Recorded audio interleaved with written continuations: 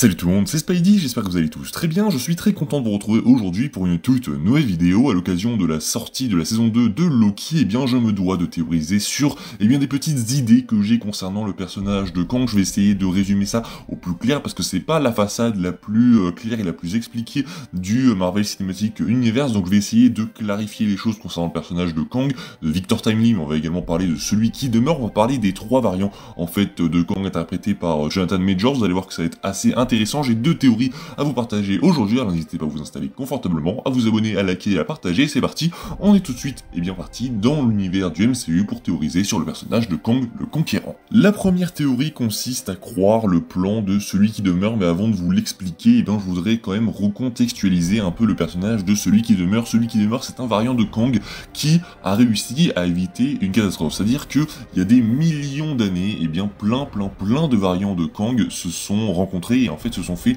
une guerre dans le multiverse, et ce gars-là, en fait, celui qui demeure, pour ceux qui n'auraient pas compris, c'est tout simple, il a réussi à arrêter la guerre et à enfermer chaque Kang dans chacun de ses univers, ce qui fait que, le multivers a pu survivre grâce à lui, et tant que celui qui demeure était en vie, il pouvait maintenir l'ordre et les guerres multiverselles pouvaient être évitées. Sauf que, petit problème, à la fin de Loki saison 1, Sylvie a tout simplement tué celui qui demeure, et donc plus de celui qui demeure, ça, forcément,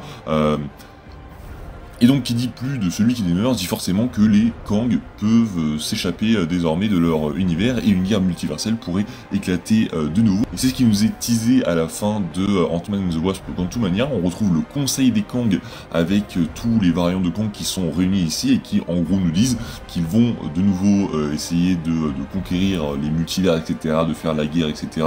Et ça nous tease vraiment l'arrivée de guerres multiverselles dans notre univers à nous, dans la timeline principale du MCU. Et donc voilà. Pour cette première théorie, on va s'intéresser au plan de celui qui demeure. Du coup, après avoir recontextualisé tout ça, il est maintenant temps de passer à la théorie. Selon moi, tout ce qui se passe dans cette saison 2 de Loki, ça a été prévu par celui qui demeure. Le fait que le cœur temporel explose, le fait que Victor Timely soit spaghettifié, pour moi, tout ça, il l'avait tout simplement prévu, puisque c'est tout simple, il voit dans l'avenir, il voit le présent, il voit le passé, donc ce serait complètement illogique qu'il se soit laissé tuer par Sylvie, sauf si il avait un plan pour que tout redevienne à la normale une fois la guerre multiverselle passée, puisqu'il a vu l'avenir. Il sait très bien qu'une guerre multiverselle est en train d'arriver et qu'elle est inévitable, lui-même, il ne pourra pas l'éviter, puisqu'il savait qu'il allait mourir et que les Kang allaient être redispatchés et qu'ils allaient être libres en fait, et qu'ils allaient pouvoir réenvahir le multiverse. Donc il savait très bien qu'une guerre multiverselle allait arriver, et le but en fait de cette saison 2 de Loki, c'est de nous montrer que celui qui demeure avait totalement tout prévu. C'est-à-dire que là, ce qui est en train de se passer, c'est que Loki, lui, son but, c'est d'essayer de remettre un Kang, un variant de Kang à la tête du TVA pour qu'une guerre multiverselle, n'ait pas lieu. Sauf que ce qui est en train de se passer en ce moment, c'est clairement, que Loki ne va pas y arriver et que une guerre multiverselle va toujours continuer à approcher, qu'aucun Kang ne va réussir à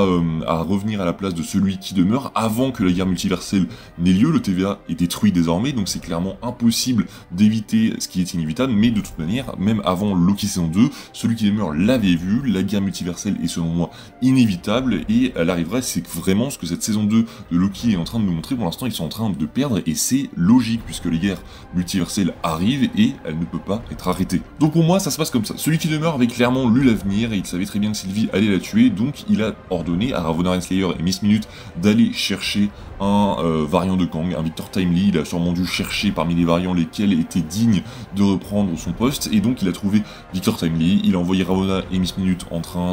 pour lui donner le livre de la TVA pour qu'il ait accès aux connaissances du TVA, et suite à cela, donc, aura lieu la guerre multiverselle qui doit se produire, qui est inévitable. C'est pour ça que celui qui demeure a nommé Victor Timely pour être le nouveau celui qui demeure, puisque Victor Timely va donc continuer avec ses connaissances à réparer la TVA après ce qu'il s'est passé, et il sera donc le seul à être capable d'arrêter cette guerre multiverselle. En tout cas, selon lui, si le temps n'est pas changé, c'est possible que les Avengers changent le cours du temps, qu'ils arrêtent Victor Timely, qu'ils tuent Victor Timely, ou qu'ils tuent tous les Kang, et que du coup il n'y ait plus besoin de Victor Timely, mais normalement, dans l'histoire de celui qui demeure, c'est censé se passer comme ça, et tout ce qui se passe dans cette saison 2 de Loki est complètement logique. Le fait que Victor Timely soit spaghettifié, le fait que le TVA soit détruit, le fait que le cœur temporel explose, c'est totalement prévu, et c'est ça qui est assez incroyable, c'est que celui qui demeure avait totalement tout prédit, et il ne faut pas croire que celui qui demeure a complètement échoué, que son plan est perdu, etc. Non, je pense que tout cela était prévu, et c'est ça qui est assez incroyable avec le personnage de Kang,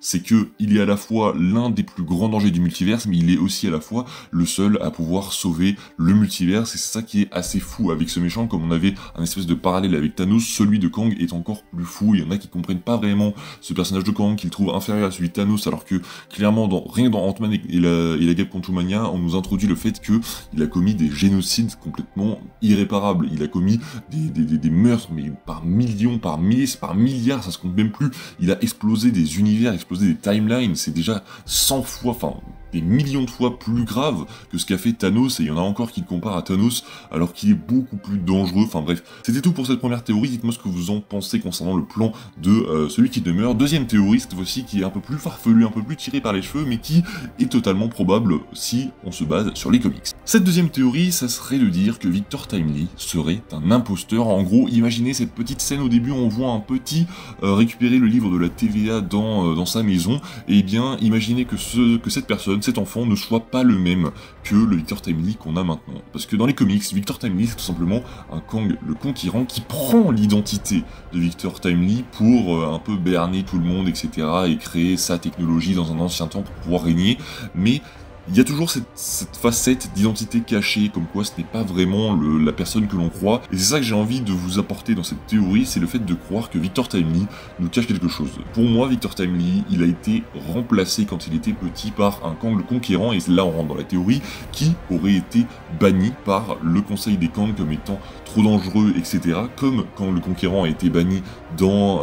eh bien, la dimension quantique, et bien là, ça serait pareil pour ce personnage, et en gros, il aurait été banni dans une époque où il ne peut plus rien faire, il ne peut plus rien construire, puisqu'il n'a plus de capacité. On l'aurait privé de tout, et on l'aurait enfermé ici, et dans un Chicago en 1800, je sais pas combien, c'est vraiment compliqué de s'échapper, de créer des machines à remonter le temps, puisqu'on n'a pas encore trouvé, on n'a pas encore la technologie nécessaire pour pouvoir faire ce dont il a envie. Et pour moi, ce Victor Timely, c'est un Kang qui a été banni. Alors pour moi, je dis ça, c'est de la théorie, ce n'est que de la supposition, ce n'est basé sur rien, c'est juste que voilà, j'aime théoriser, et j'aime me dire que c'est possible. Quelque part, il y a forcément un pourcentage de chance pour que ça arrive, et eh bien j'ai envie d'y croire, mais pour moi, Victor Timely, en fait, il a été banni, donc c'est un faux Victor Timely. Le Victor Timely, il l'a remplacé, il l'a tué, je sais pas ce qu'il a fait avec, mais du coup, c'est un Kang qui a été remplacé, qui est maintenant a pris l'identité de Victor Timely, et donc son but, c'est clairement de s'échapper comme Kang le Conquérant, en fait, et Loki lui a donné accès à cet échappatoire, puisqu'il l'a ramené dans le TVA. Le TVA